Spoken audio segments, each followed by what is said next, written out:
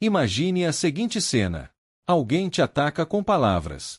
Um comentário ácido, uma crítica injusta, uma provocação disfarçada de brincadeira. O que a maioria faz? Se defende, se explica, se irrita. Reage no impulso. Mas existe outro caminho. E se, no exato momento do ataque, você escolhesse não agir como todos esperam? E se, em vez de devolver agressão, você se tornasse uma presença firme, silenciosa, inabalável? Os estoicos chamavam isso de domínio interior. Não é frieza, nem indiferença. É poder consciente. É a capacidade de permanecer inteiro quando o mundo tenta te fragmentar. Quando você entende isso, algo muda por dentro. Marco Aurélio escreveu que temos poder sobre nossa mente, não sobre os acontecimentos externos. Essa simples percepção é a chave. O mundo vai tentar te tirar do eixo. Pessoas vão testar sua paciência, provocar seu orgulho, medir sua estabilidade emocional. Mas o sábio não reage imediatamente.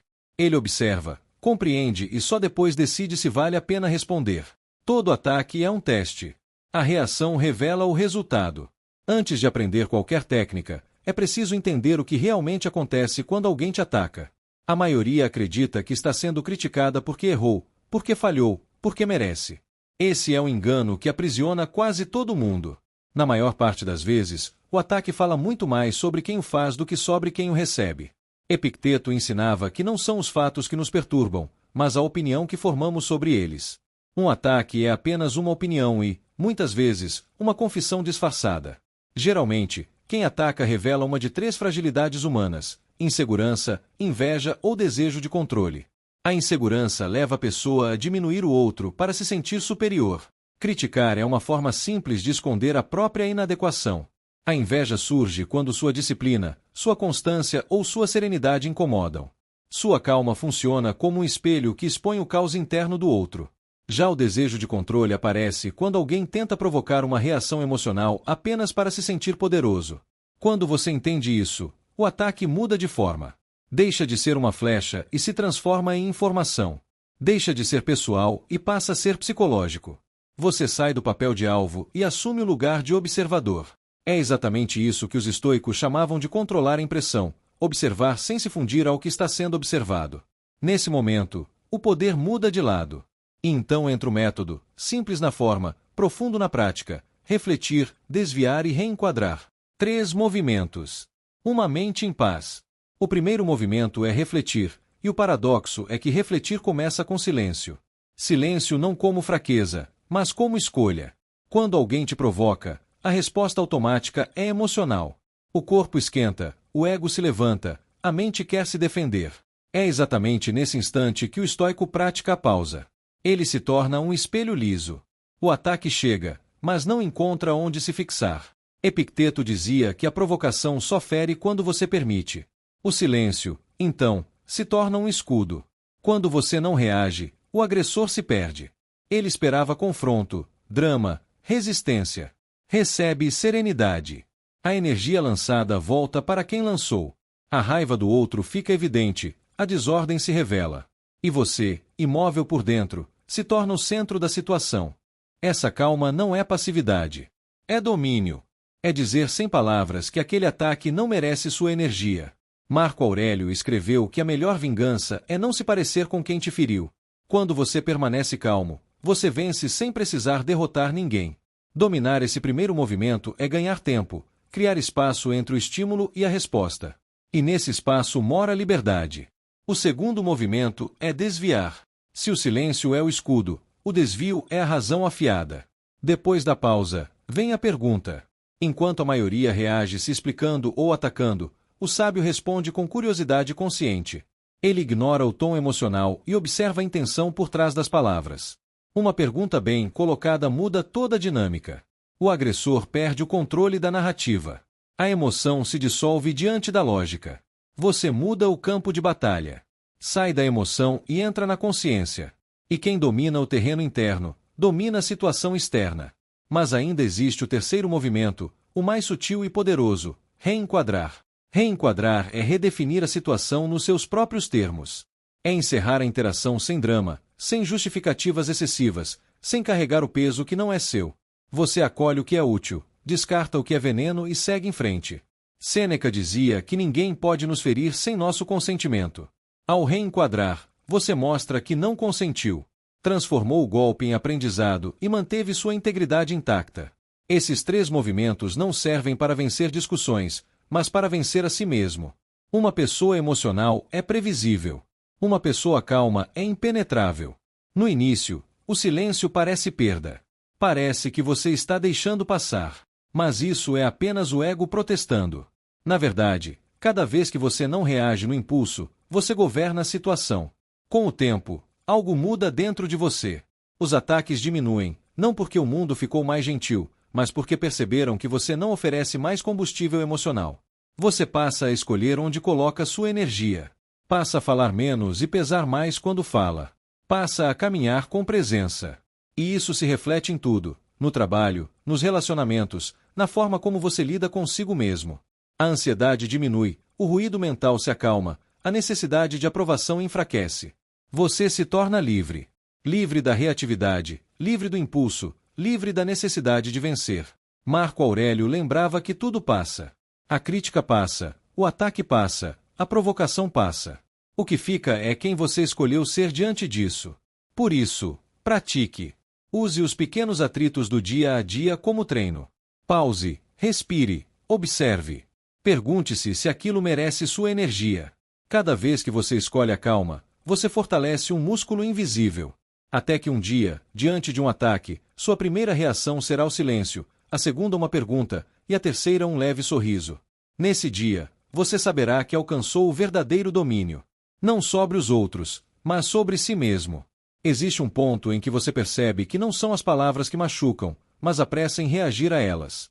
A mente apressada cria inimigos onde só havia ruído. O estoico aprende a desacelerar por dentro, mesmo quando tudo ao redor tenta acelerar. Ele entende que a provocação não exige resposta imediata, exige discernimento. Grande parte dos conflitos nasce da falsa sensação de urgência. A impressão de que, se você não responder agora, perde valor, perde espaço, perde respeito. Mas o que realmente se perde quando se reage no impulso é o controle. O ataque externo se transforma em desordem interna. E, para os estoicos, perder o governo de si é a única derrota verdadeira. Observe como pessoas emocionalmente reativas vivem em constante estado de alerta. Elas estão sempre prontas para se defender, justificar, atacar de volta. Vivem cansadas, tensas, com a mente ocupada por diálogos imaginários e respostas que nunca foram ditas. O estoico escolhe outro caminho. Ele entende que nem toda palavra merece moradia em sua mente. Essa escolha muda tudo. Quando você não absorve o ataque, ele não cria raízes. Quando não cria raízes, não gera sofrimento. E quando não gera sofrimento, você permanece inteiro. Essa inteireza é percebida. As pessoas sentem quando alguém não está fragmentado por dentro. Existe uma diferença clara entre quem tolera ofensas e quem simplesmente não se deixa afetar. O primeiro se anula. O segundo se preserva. O estoico não aceita desrespeito, mas também não permite que o desrespeito determine seu estado emocional. Ele estabelece limites sem agressividade e segue em frente sem carregar rancor. Isso exige maturidade emocional. Exige abandonar a fantasia de que todos precisam te compreender, te aprovar ou concordar com você. Exige aceitar que algumas pessoas sempre projetarão suas frustrações em quem parece mais estável. E quanto mais estável você se torna, mais projeções surgem. Por isso, o domínio de si não é apenas uma técnica social, é uma filosofia de vida. Ele redefine a forma como você se relaciona com o mundo. Você deixa de reagir ao ambiente e passa a agir a partir de valores. Deixa de ser guiado por estímulos externos e passa a ser guiado por princípios internos. Os estoicos sabiam que o verdadeiro poder é silencioso. Ele não se anuncia. Não precisa ser validado. Ele se manifesta na postura, no tom, no olhar. Uma pessoa em paz não precisa convencer ninguém de nada. A coerência entre o que ela pensa, sente e faz já comunica tudo. Quando você domina suas reações, algo curioso acontece. Você começa a perceber o tempo de forma diferente. O instante entre o estímulo e a resposta se alonga. Nesse espaço, você enxerga alternativas. Onde antes havia apenas impulso, agora existe escolha. Onde antes havia explosão, agora existe direção. Esse espaço é sagrado. É nele que a liberdade mora. A maioria das pessoas nunca experimenta esse espaço. Vive reagindo automaticamente, como se estivesse sempre sendo empurrada pela vida. O estoico, ao contrário, caminha com firmeza porque não está sendo arrastado. Ele escolhe onde pisa. E essa escolha diária constrói caráter. Caráter não é o que você diz quando tudo está bem. É o que você pratica quando é provocado, desrespeitado, questionado. É fácil ser calmo em ambientes tranquilos. O verdadeiro teste acontece no atrito. E cada atrito é uma oportunidade de treino. Por isso, o estoico não reclama das provocações. Ele as utiliza. Cada ataque se transforma em exercício de consciência. Cada crítica vira um lembrete de vigilância interior. Cada tentativa de desestabilização se torna um convite ao domínio. Com o tempo, você percebe que muitos conflitos simplesmente desaparecem. Não porque você se afastou das pessoas, mas porque você se afastou da reatividade. Sem reação, não há jogo. Sem jogo, não há disputa. E sem disputa, sobra energia para o que realmente importa. Essa energia retorna para você em forma de clareza mental. A mente fica menos ruidosa. Os pensamentos deixam de girar em torno do que disseram, do que pensaram, do que poderiam pensar. Você passa a viver mais no presente, menos na opinião alheia. Esse é um dos maiores presentes do estoicismo, devolver você a si mesmo. Quando você não está ocupado se defendendo, pode criar. Quando não está tentando provar valor, pode evoluir. Quando não está preso à reação, pode avançar. A calma não te torna fraco, ela te torna eficiente. E eficiência emocional é rara. Por isso, pessoas calmas costumam ser respeitadas, mesmo sem exigir respeito. Elas não disputam autoridade, elas emanam autoridade. Não precisam vencer conversas, porque não entram nelas para vencer. Entram para compreender ou encerrar. Existe uma força silenciosa em alguém que sabe quando falar e quando se calar. Essa força nasce da autoconsciência, de saber quem se é, o que se tolera e o que não se negocia. O estoico não carrega orgulho inflado, mas também não carrega submissão. Ele carrega equilíbrio. E equilíbrio é estabilidade em movimento. À medida que você pratica esse domínio, começa a perceber algo importante. Muitos ataques não têm continuidade. A pessoa provoca, não obtém reação e se vê diante do próprio vazio.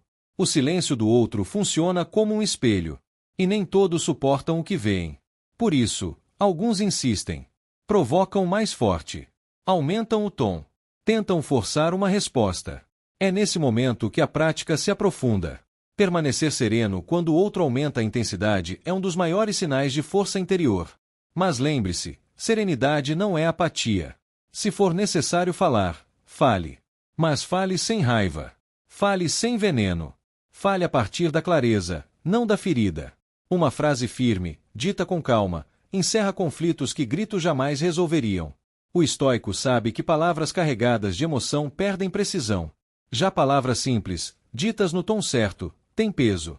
Elas não ferem, mas estabelecem limites. Não humilham, mas colocam ordem. Essa ordem começa dentro. Quando você coloca ordem nos próprios pensamentos, emoções e impulsos, o mundo externo perde o poder de te desorganizar. Você se torna menos vulnerável às opiniões, menos dependente de validação, menos refém de provocações. E isso gera algo raro nos dias de hoje: presença. Presença é estar inteiro onde você está. Sem a mente presa ao passado, sem ansiedade pelo futuro, sem ruminação constante. Presença é estar firme em si mesmo. E quem está presente não é facilmente abalado. Aos poucos, você percebe que não precisa mudar ninguém. Não precisa educar todos, corrigir todos, responder todos. Seu trabalho é consigo. É manter a própria mente limpa, clara e alinhada. Os estoicos entendiam que tentar controlar o comportamento alheio é desperdício de energia. Controlar as próprias reações, por outro lado, é investimento. Um investimento que rende paz, lucidez e força ao longo do tempo. E quanto mais você investe nisso, mais natural se torna. O esforço inicial dá lugar à espontaneidade. A calma deixa de ser técnica e se torna identidade. Nesse estágio, você não precisa lembrar de ficar calmo. Você simplesmente está. E é exatamente aí que o domínio deixa de ser algo que você faz e passa a ser quem você é. Se este vídeo te trouxe clareza e te ajudou a enxergar os ataques com outros olhos, inscreva-se no canal para continuar fortalecendo sua mente e sua paz interior. Se esse conteúdo fez sentido para você, deixe o seu like Isso ajuda o vídeo a alcançar mais pessoas que precisam desse conhecimento. Agora eu quero te ouvir. Comente aqui embaixo em qual situação você mais sente dificuldade de manter a calma. Sua experiência pode ajudar outros que estão no mesmo caminho. E não deixe de acessar a descrição do vídeo, onde há materiais e conteúdos pensados para te ajudar a aplicar tudo isso no dia a dia.